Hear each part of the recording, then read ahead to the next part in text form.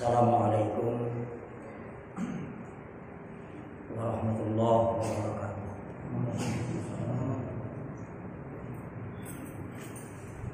Alhamdulillahirabbil alamin.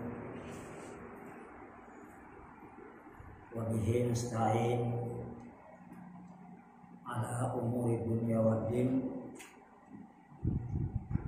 Wassalatu wassalamu ala asyrafil anbiya'i wal mursalin Nabiyyina Muhammadin wa ala alihi wa ashabihi ajma'in. Amma ba'd.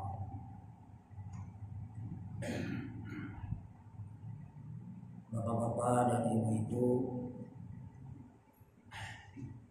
jamaah salat maghrib Masjid Nurul Iman yang sama-sama ulun hormati dan ulun muliakan.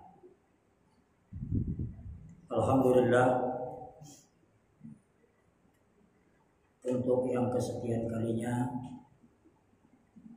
kita kembali bersyukur, memuja dan memuja Allah segala limpahan-limpahan nikmat karunia yang sampai malam hari ini masih berpihak kepada kita seorang. Terutama sekali nikmat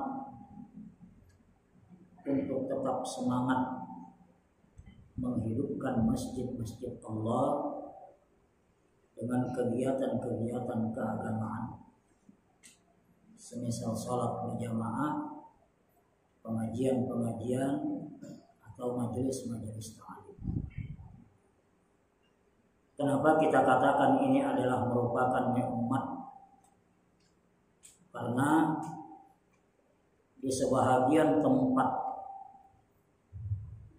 bahkan di sebahagian negara,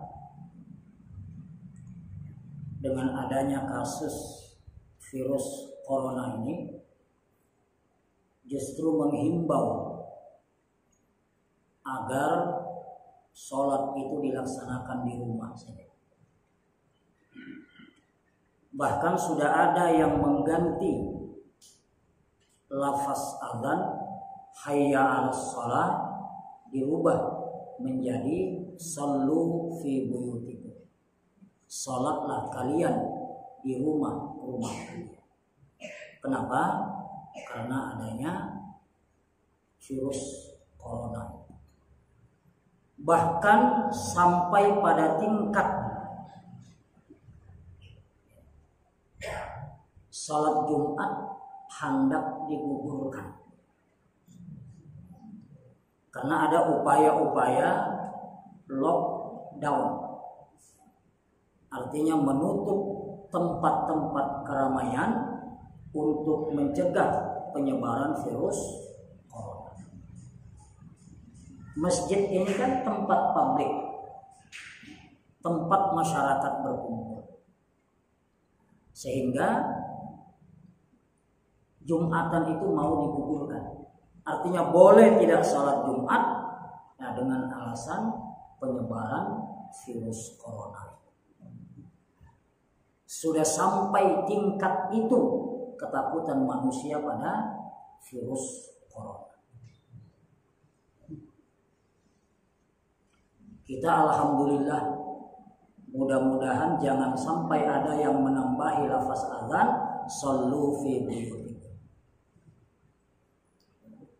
Mudah-mudahan di sini tidak terjadi pengguguran salat Jumat dengan alasan virus corona.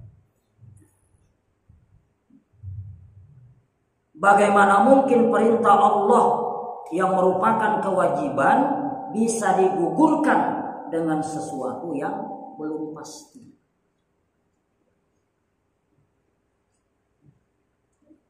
Memang ada virus corona, tapi kita mesti nggak kena. Ini bukan meremehkan, Kita tidak meremehkan virus corona, tetapi tidak juga lebay terhadap virus corona. Jadi ada sedang makan bersama, tiba-tiba ada yang batuk. Karena virus corona ini dijauhi. Kadang mau lagi bersalaman. Padahal salaman itu sunnah Nabi. Salaman itu menggugurkan dosa. Ketika kita bertemu lalu kemudian mengucapkan salam, bersalaman, mengucapkan alhamdulillah misalnya, atau membaca salawat misalnya, maka itu akan menjadi penyebab gugurnya dosa-dosa kecil yang ada di antara kedua orang yang bersalaman sebelum keduanya berpisah.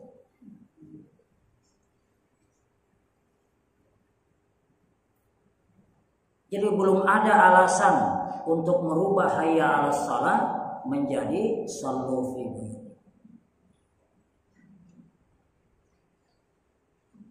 Corona, seluruh dunia panik dengan adanya virus corona, panik dunia. Padahal corona itu sebenarnya, kita hendak tahu corona yang paling berbahaya itu apa? Corona yang paling berbahaya, virus corona yang paling berbahaya itu adalah ketika hati manusia tidak lagi merasa terpanggil dengan lafaz-lafaz azan. Itu terkena virus corona asli. Ketika hati manusia tidak lagi memikirkan negeri akhirat karena sibuknya dengan keindahan dunia, maka itulah orang yang sesungguhnya terkena penyakit corona. Ketika panggilan jihad untuk membela kebenaran dan kebesaran Islam tidak lagi digubris, maka orang itu sudah terkena penyakit corona.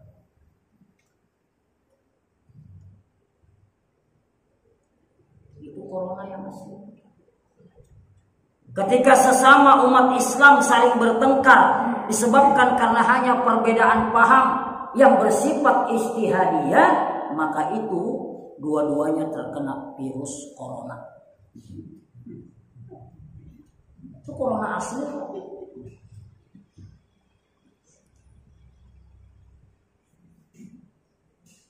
Jadi kita umat Islam jangan terlalu panik menyikapi tentang virus corona. Yang ulun heran itu, Pak, setiap orang itu sebenarnya ngerti, setiap orang itu sebenarnya tahu bahwa musibah yang ditimpakan Allah kepada satu kaum itu disebabkan oleh dosa-dosa yang diperbuat oleh kaum itu. Tapi anehnya dalam kasus virus corona ini, orang fokus kepada virus corona ini. Orang fokus kepada penanganan virus corona, tapi tidak ada satu negara pun yang menyuruh kepada rakyatnya untuk taubat nasional. Ada nggak? Indonesia ada nggak instruksi? Rakyat Indonesia, kita taubat nasional karena ini sebabnya dosa-dosa kita. Nah, bahkan Arab Saudi pun tidak. Bahkan Arab Saudi itu terkena virus corona juga, saking takutannya mati ditutup Mekah ini.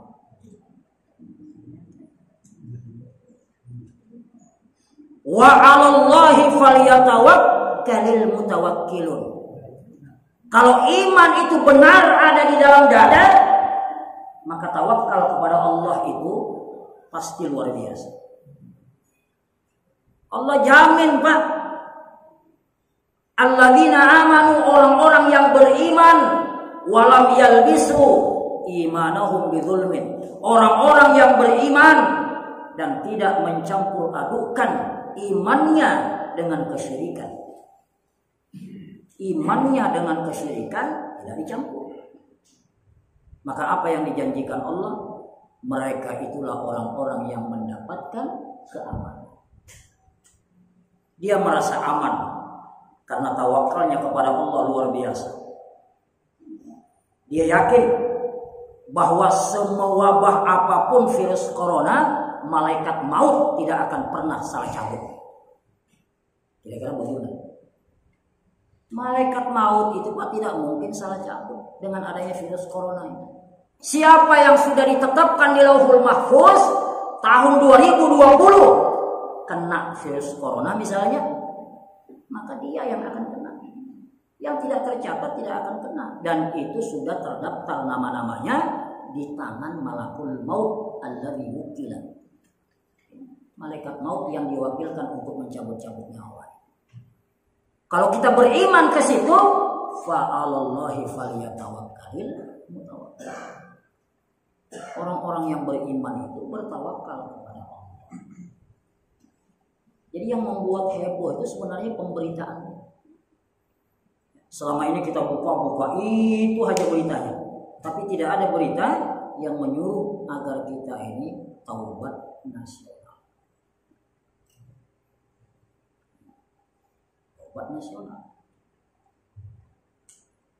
Nah, ini tidak perlu kita khawatir. Kemanapun kita lari, kalau memang takdirnya kena corona, mati Pak. Ya. Ada orang yang berebut masker. Nah, karena sekarang masker ini disembunyikan, ya lalu kemudian dijual dengan harga mahal. Karena itu kan berebut masker sampai berkelahian. Dikiranya masker itu yang menyelamatkan orang dari corona. Skandal-skandalnya masker, kalau dia tercatat sebagai orang yang terkena corona di Lauhul Mahfuz, tetap kada kawan lagi. Jadi bukan karena masker. Jadi banyak rumah-rumah ibadah harus tutup. Sekolahan aja kalau untuk daerah Jakarta tutup 14 hari untuk memutus mata rantai penyebaran virus. Di sini libur juga. Berarti warga Hambuku ini tidak terlalu khawatir, tenang-tenang.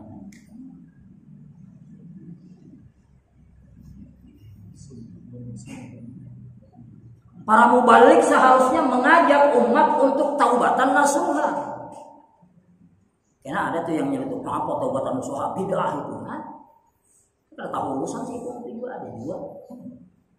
Maksud taubatan nasuha itu tidak perlu ramai-ramai. Masing-masing kita sadar nah bertaubat itu maksudnya. Bukan rakyat Indonesia dikumpulkan di satu tempat suruh taubat, karena itu ada. Jadi ada saja orang-orang yang menghalangi untuk mengajak kebaikan dengan isu-isu seperti ini. Apa taubat nasuha? Zaman Nabi ada surat taubat nasuha. Bapak Ibu sekalian, nah, itu pengantar saya belum masuk kepada materi. Karena di mana-mana virus corona jadi bahas. Ujar kawan ulul baik, corona itu singkatan. Apa singkatannya? Ko itu artinya komunitas. Ro itu artinya rondo. Ada yang mengerti rondo? Itu bahasa Jawa itu rondo, artinya janda. Nah, itu singkatan dari mempesona. Jadi corona itu artinya apa? Komunitas janda mempesona. Mungkin itu ada yang takutnya Pak ya corona. Ya, komunitas rondo mempesona. Artinya komunitas janda ada yang takut. Bahkan virus seperti itu dicari-cari. Nah, itu intermezzo aja supaya jangan pegang dengan corona ini. Nah, kita akan membahas seputar akidah dalam bentuk soalun wa jawabun. Dalam bentuk soal dan jawab. As-soalul awwal. Soal yang pertama, pertanyaan yang pertama. Apa hukumnya seseorang yang terjebak pada perilaku syirik yang mengeluarkannya dari Islam disebabkan karena kebodohan?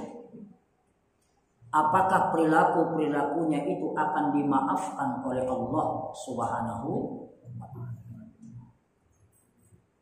Ulangi pertanyaannya.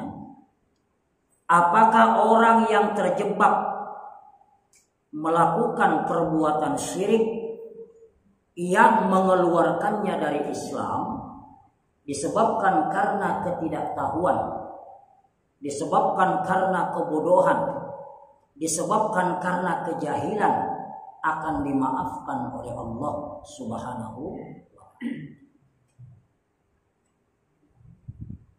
Al-jawab li hadzal soal, jawaban dari pertanyaan ini bahwa tidak ada uzur sama sekali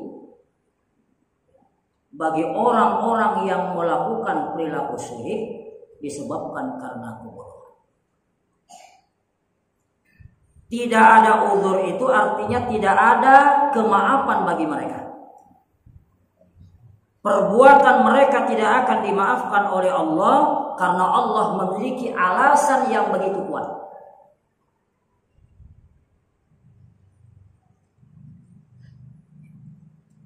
Oleh karena itu kita tidak boleh puas dengan kebodohan. Kalau kita tidak tahu, kita wajib menuntut. Apalagi persoalan itu persoalan akidah. Dan ulama, mubalik, penceramah wajib mengajari mereka-mereka yang tidak tahu. Wajib mengajari mereka-mereka yang tidak tahu tentang tauhid, tentang halal dan haram, tentang mana yang boleh, mana yang tidak boleh. Artinya apabila ada orang yang tetap dalam kebodohannya sehingga dia terjebak dalam melakukan kesyirikan yang menyebabkannya keluar dari Islam tanpa sadar, maka kalau dia mati, dia tidak akan dimaafkan oleh Allah Subhanahu wa ta'ala. Bahkan Allah akan bertanya. Majelis-majelis taklim itu ada di mana-mana. Akses ilmu agama itu ada di mana-mana. Majelis taklim ada, di TV ada, radio ada, di YouTube ada. Kenapa Anda tetap dalam kebodohan? Dituntut. Dituntut oleh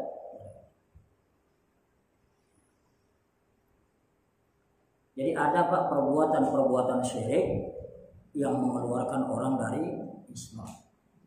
Apa itu? Syirik besar. Syirik besar. Itu mengeluarkan orang dari Islam dan mengekalkan orang dalam neraka. Syirik besar. Maka kalau ada orang yang dengan alasan tidak tahu, dengan alasan kada suka belajar, ya, padahal akses untuk mendapatkan itu ada di mana-mana, maka jangan harap mendapatkan kemaafan dari Allah Subhanahu wa ta'ala. Wajib kita belajar. Berbeda dengan orang-orang yang tinggal di satu tempat, ya, di mana akses untuk mendapatkan pelajaran Islam atau pelajaran agama itu susah. Kayak orang-orang yang tinggal di gunung-gunung, untuk menuju ke situ sulit, sehingga pelajaran agama tidak pernah sampai di situ. Maka orang-orang yang seperti ini hukumnya disamakan dengan ahlul fatrah. Ahlul fatrah itu adalah orang-orang yang hidup dalam keterputusan wahyu. Misalnya antara wafatnya Nabi Isa dengan dibangkitkannya Rasulullah Shallallahu Alaihi Wasallam, itu kan terputus wahyu. Terputus wahyu. Ada orang yang mungkin mendapatkan akses ajaran Nabi Isa. Ada orang yang mendapatkan akses ajaran Nabi Ibrahim. Tetapi ada orang-orang yang sama sekali tidak tersentuh dengan ajaran-ajaran. Maka mereka itu masuk dalam firman Allah, "Wa ma kunna mu'adzabina hatta nab'atsa rasula." Kata Allah, kami tidak akan mengadab, ya, orang-orang yang tidak pernah mendapatkan pelajaran agama, sulit mendapatkan akses pelajaran agama, sehingga mereka hidup dalam kebodohan itu disebabkan tidak ada dai. Kami tidak akan mengadab mereka karena mereka termasuk ahlul. Makanya ketika ada yang bertanya, padahal pertanyaan ini tidak perlu ditanyakan. Apa pertanyaannya? di mana sebenarnya bapaknya Rasulullah Sallallahu Alaihi Wasallam, di surga atau di neraka? Ini kan pertanyaan yang sebenarnya tidak pantas ditanyakan. Ini pertanyaan orang yang kada punya gawian. Kenapa ulun katakan tidak punya gawian? Pian Pak, pian punya abah. Abah itu pemabuk. Abah itu melakukan maksiat. Tahu ya kita abah kita ini jahat. Abah kita ini pelaku maksiat. Meninggal. Lalu ada yang menyambat abah pian itu di neraka. Kira-kira pian gembira abah, bahagia atau sedih? Sedih Pak. Tidak ada manusia yang walaupun dia sadar orang tuanya itu pemabuk, orang tuanya itu pelaku maksiat, tapi kalau disambat orang tua pian itu pemabuk, tempatnya di neraka. Kira-kira kada sakit hati lah. Mungkin kada sakit hati itu Pak, mental badak tuh. Terlalu banget. Apalagi Nabi.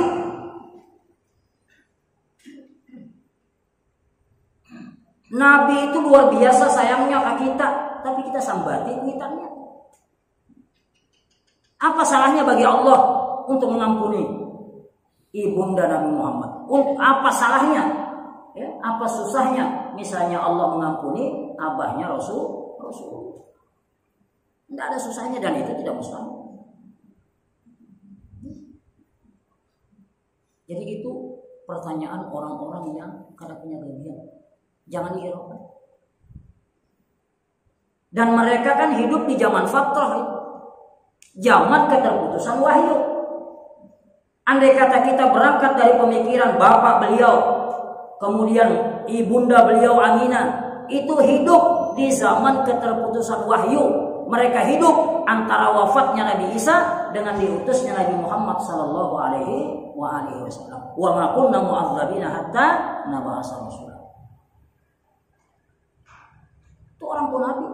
Tidak usah kita umpat diskusi.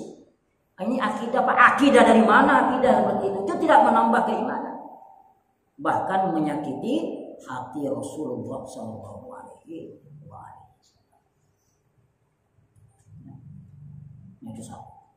Jadi orang yang meninggal dalam kesyirikan disebabkan karena kebodohan, disebabkan karena jahalah, disebabkan karena ketidaktahuan. Padahal akses untuk mempelajari tauhid itu ada, ternyata dia tidak menghadirinya sehingga bodoh sepanjang hidupnya. Orang-orang yang seperti ini tidak akan diampuni oleh Allah Subhanahu. Hada soal Allah. As-soal as-sani, pertanyaan yang kedua. Apa hukumnya orang berucap kalau bukan karena dokter B mati sudah si A. Untung ada dokter A. Mun bukan karena dokter A yang merawat, lawas sudah meninggal si B. Ada kalau kayak itu.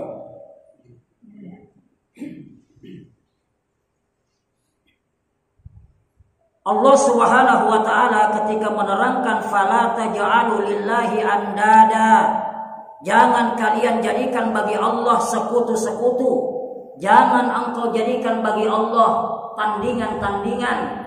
Maka Ibnu Abbas dalam satu riwayat itu mengatakan di antara makna dari ayat itu adalah orang yang berkata, kalau bukan karena anjing ini, maling sudah masuk ke dalam rumah kita. Untung ulun pelihara anjing juga.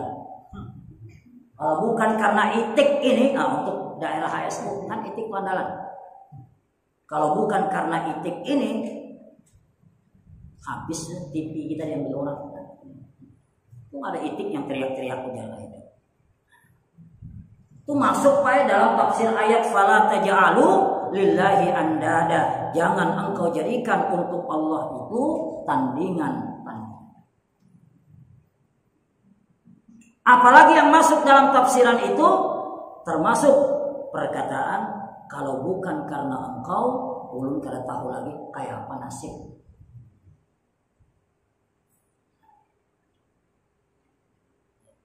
Jadi perkataan itu tidak dibenarkan. Kenapa?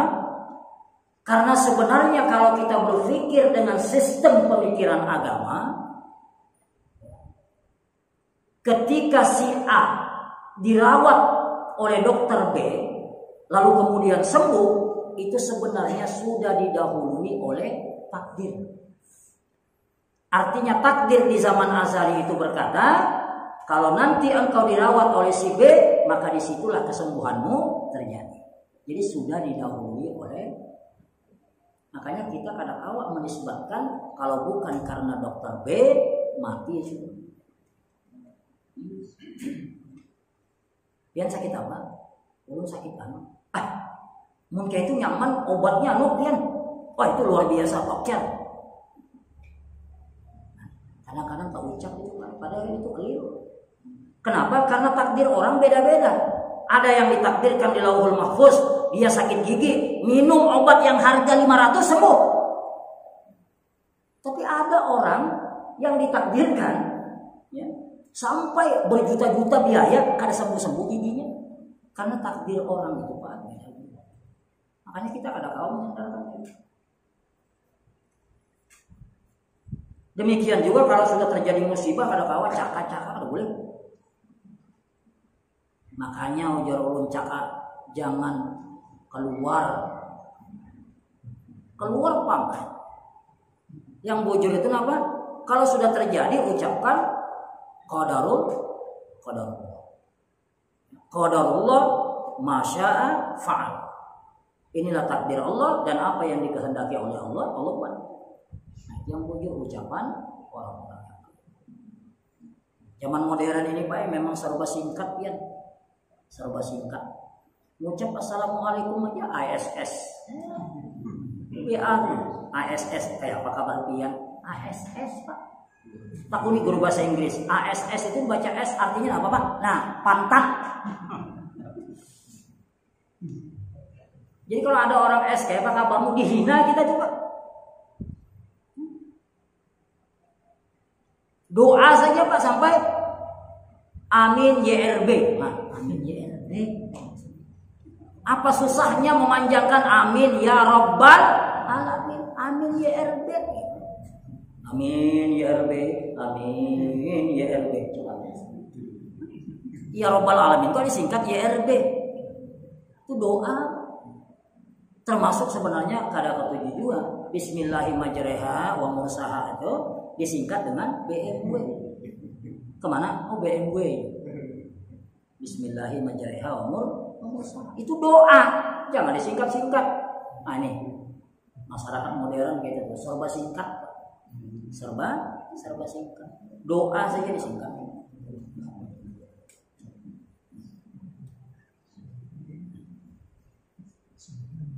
Apa lagi? As-su'al as-salis. Pertanyaan yang ketiga, ya.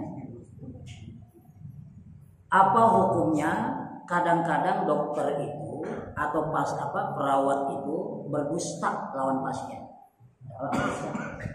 Ditakuni, dok, kenapa penyakit ulun berdusta? Dusta kadang-kadang disembunyikannya, dirahasiakannya. Apa hukumnya?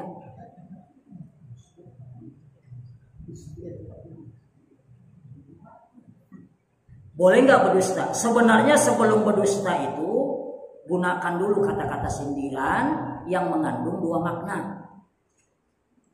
Gunakan dulu kata-kata sindiran yang mengandung dua makna yang dipahami oleh pasien itu dua kemungkinan. Mun kada kawa juga boleh aja berdusta. Kalau misalnya lah terus terang pacangan sok pasien ini yang asalnya penyakitnya ya, biasa menjadi luar biasa gara-gara mendengar kan. Jadi jangan sampai orang berdalil kulil haqqa walau kana murron. Katakan yang benar walaupun itu pahit. Nah, ini lihat-lihat juga tempatnya. Ini ada orang mengunjungi orang sakit. Takut nih Pak, pian sakit apa? Sakit anu. Ah iya kan? Nah itu Pak aja. Kenapa? Tetangga ulun seminggu yang lalu sama penyakitnya lawan piang tuh mati Pak. Itu kan kulil haqqa walau kana murron, katakan yang benar walaupun pahit. Itu salah tempat. Salah tempat. Kalau kita mengikuti sunnah Nabi, Nabi itu begitu mengunjungi orang sakit, apa ujar Sidin? La ba'sa tahurun insyaallah. Ada apa-apa? Insyaallah sembuh. Jadi insyaallah sembuh itu kan tersugesti orang tadi. Nah, tersugesti. Kayak ulun semalam Pak kena infeksi di sini umum sampai di sini. Jadi ulun datang ke menteri, nah alhamdulillah menterinya ini bagus Pak, dipijitnya di sini. Nah ada apa itu Pak ya? Banyak aja orang kayak itu sembuh, nyaman tuh. Wah harapan sembuh itu luar biasa. Tapi ada juga kawan itu Pak bila ada dibelah di rumah sakit, Pak pernah bukti deh. Bila ada dibelah aja yang bisu kan mau keluar aja. Maka yang pena dibelahnya itu masa akhirnya takutan kita. Nah untuk menteri seperti itu, alhamdulillah, bagus lah. Walaupun masih ada bekasnya kan. Nah jadi boleh aja berbohong, boleh aja berdusta, karena itu termasuk untuk kemaslahatan manusia, ya untuk kemaslahatan manusia. Dengan catatan itu tadi, kalau bisa menggunakan kata-kata sindiran lebih baik diawali dengan kata-kata sindiran. Nah ini kan berkaitan dengan ini. Adakah pertanyaan? Terasa dia sebab ulun panggil terasa. Silakan, bebas saja pertanyaannya. Oke, silakan. Ada contoh yang pelaku syirik dia sampai mengeluarkan dari Islam. Ini satunya pelaku syirik yang pelakunya keluar dari Islam. Dan yang tidak sampai keluarkan dari Islam. Ya. Seluruh perbuatan-perbuatan yang tergolong asyirkul akbar itu mengeluarkan pelakunya dari Islam dan dia kekal di dalam neraka. Contohnya apa? Yad'una al-anbiya was-salihin. Mereka berdoa kepada para nabi untuk meminta bantuan pada orang-orang soleh yang sebenarnya sudah meninggal. Ini termasuk syirik besar. Termasuk syirik besar. Nah oleh karena itu minimal kita dan keluarga jaga jangan sampai melakukan perbuatan-perbuatan. Nah kalau yang syirik kecil itu contohnya seperti riya, itu syirik kecil. Sum'ah, ya, itu juga termasuk syirik kecil. Sumpah atas nama selain Allah itu termasuk syirik kecil. Nah itu tidak mengeluarkan pelakunya dari Islam dan tidak juga mengekalkan pelakunya di dalam neraka. Jelas Pak ya? Itu contoh.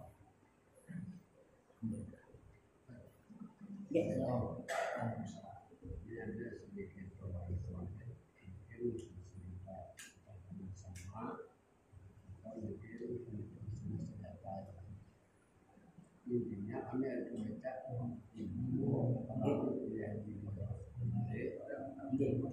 dan kemudian besar menjadi ulama. Di sini kami mengatakan bahwa salawat kamilah atau salawat Maria yang kita sering dengar di lingkungan kita itu berbau syirik. Sebab di sana ada kalimat engkau ya Muhammad kamu bisa membimbing. Iya. Itu aja intinya. Jadi menurut kami ini kami pribadi bang, artinya amat sangat mendengarkan untuk beliau tadi. Jadi menurut kita sebutkan malah kayak Pak. Nah, itu Ustaz kita dari pertama itu dianggap sholawat. Padahal sholawat yang syar'i yang diajarkan kepada para sahabat ketika mereka bertanya, kaifa nusalli alaika fi salatik? itu tidak membatasi hanya di dalam sholat. Karena pertanyaannya bagaimana kami seharusnya bersolawat. Maka Nabi jawab, qulu Allahumma sholli ala Muhammad, atau qulu Allahumma sholli ala nabiyina Muhammad, atau ditambahi wa ala ali Muhammad. Jadi yang sholli. Maka ketika Allah mengatakan innallaha wa malaikatahu yusholluna 'alan nabi ya ayyuhalladzina amanu shollu 'alaihi wa sallimu taslima, itu dikembalikan bersalawat itu sesuai dengan tata cara yang dicontohkan, karena bersalawat itu artinya beribadah, dan beribadah itu harus sesuai.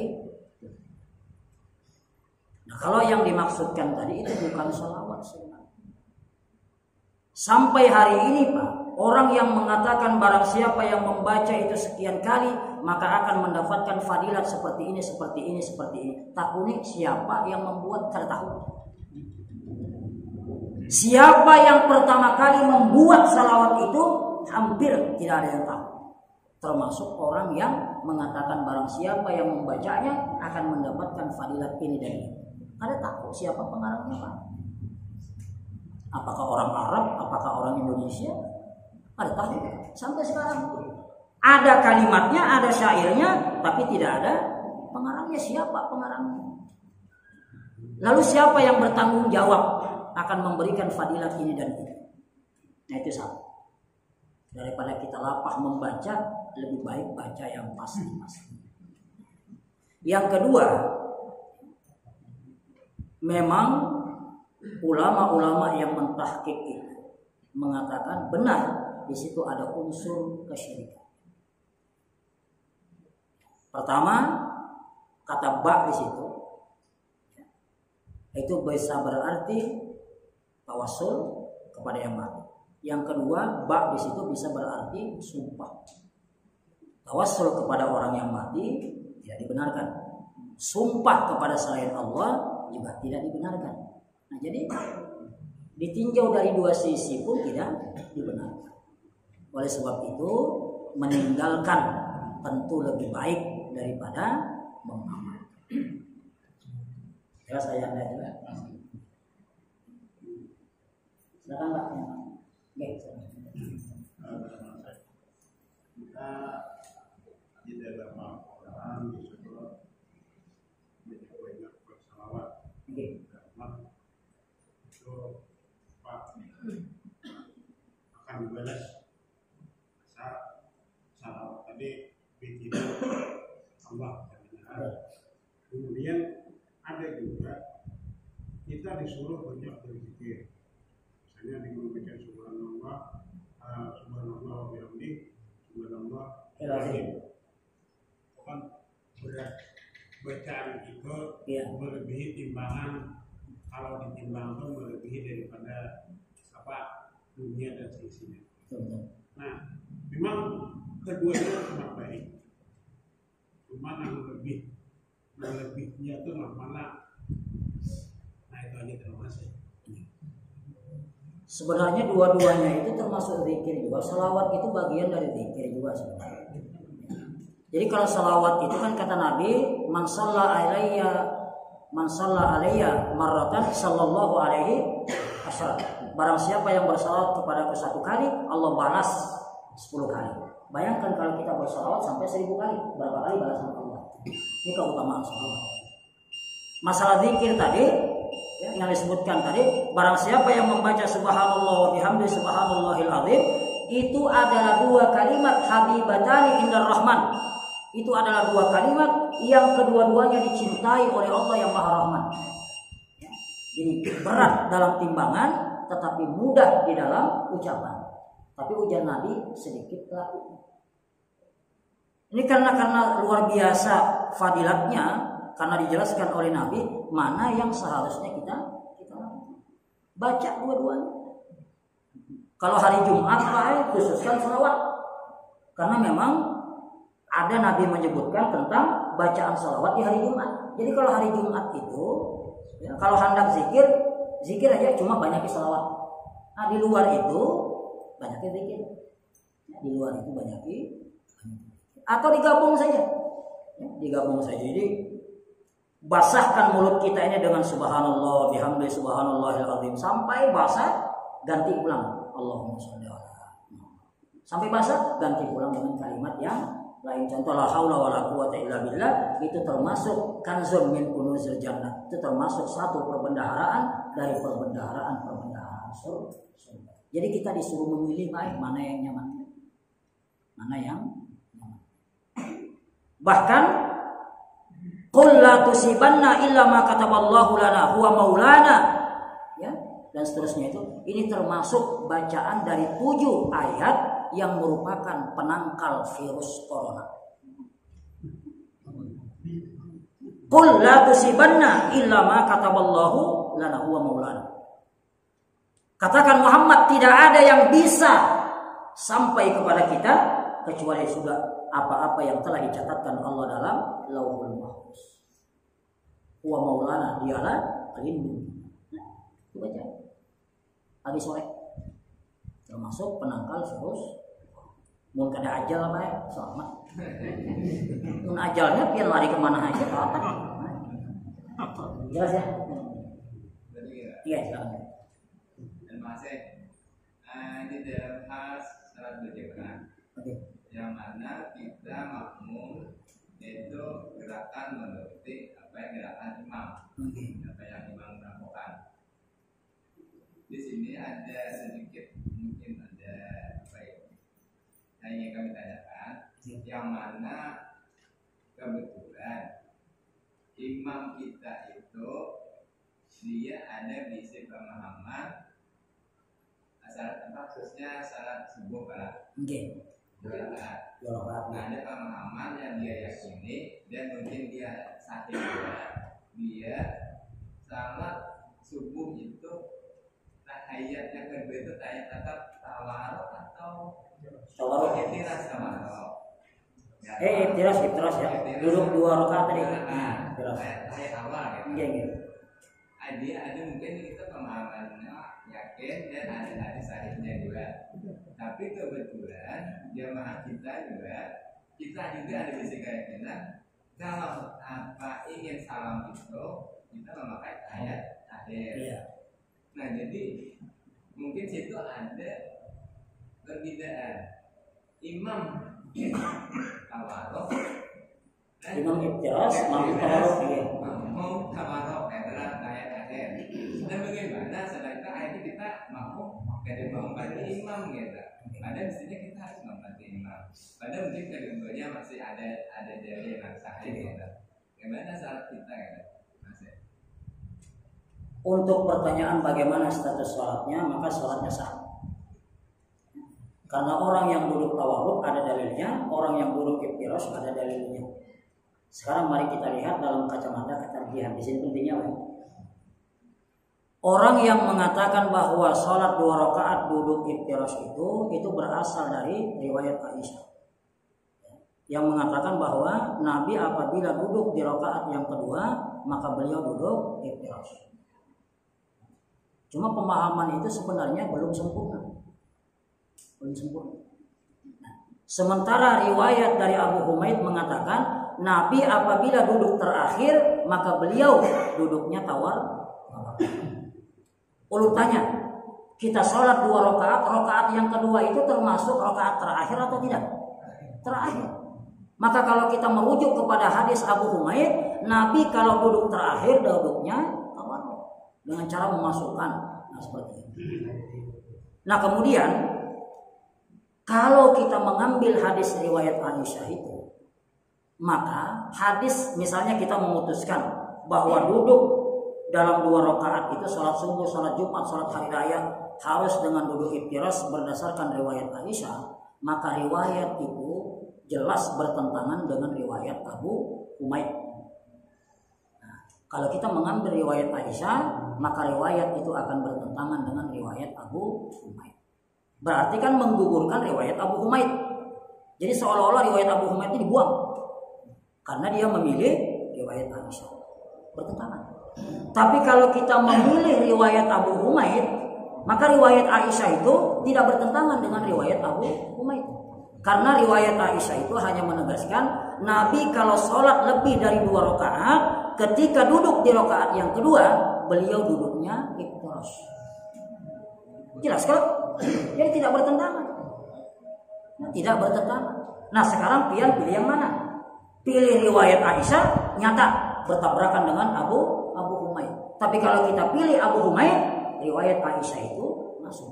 Karena selaras. Aisyah menerangkan, Nabi kalau sholat lebih dari 2 rakaat, maka di rakaat yang kedua itu duduknya iftiras.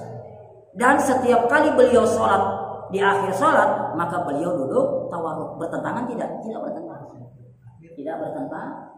Maka inilah yang dipilih oleh ketarjihan. Dipilih oleh ketarjihan.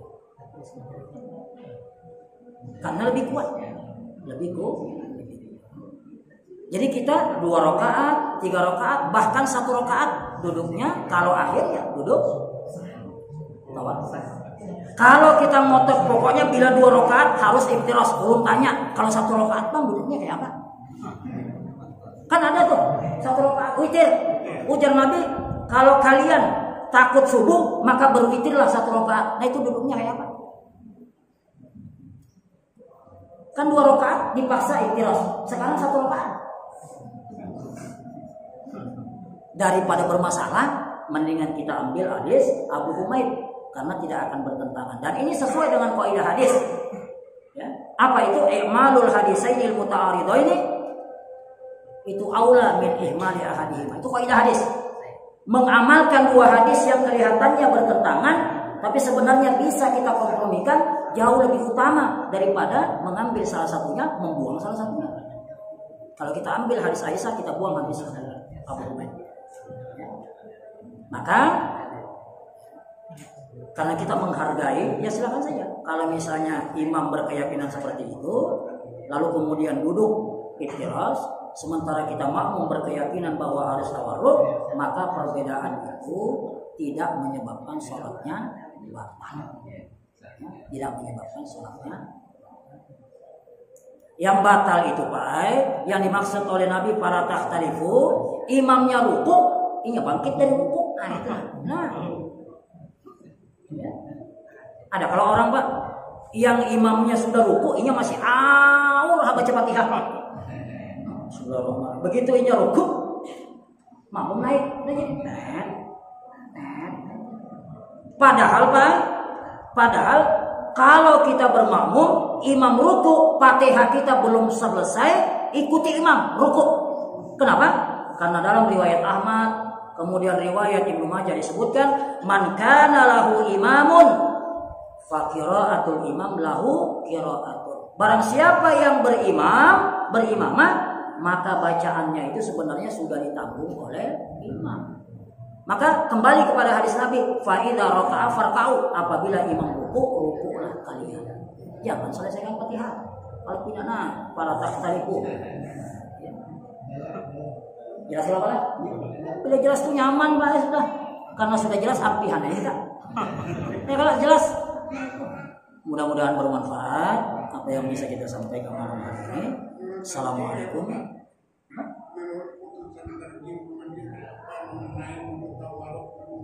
Ya tadi Muhammadiyah walaupun ada hadis seperti itu, bagi tarjih Muhammadiyah hadis Aisyah itu tidak bisa dipahami apa adanya.